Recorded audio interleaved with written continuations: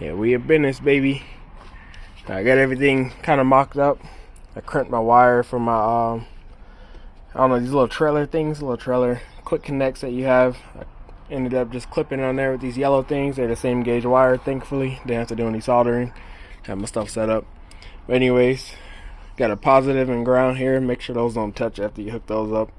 And I just put in the little wires for that.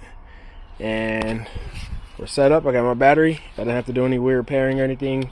Has that on. See that valve in there opening. They were open. So I might swap the positive and the negative so their polarity is reversed. So that way off is on and on is off.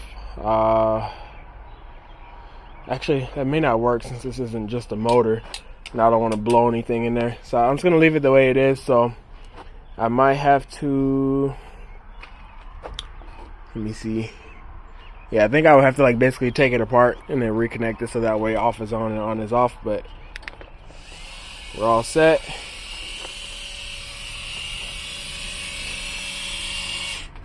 Off, on. Now I put the links for these in the description. And this has a manual off on. So instead of having to manually actuate it like this, that's only if you don't have power. So we're gonna do a quick distance test. So this is on. We're gonna run across the lot. So we should just have to press the off button and it'll work. Now, I don't know if this has a feedback, so we'll see. Well, it should work from here. Okay, I hear it working, so we're off.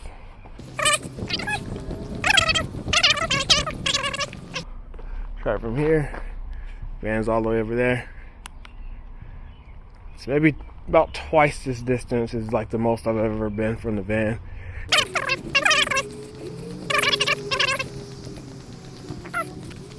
And we are good. So another thing I like is these quick connect on the batteries. That way, I heard that these things they have a parasitic draw since it's always looking for a signal. But I'm assuming if it's off, that shouldn't be the case. It shouldn't matter. But so we're all good there.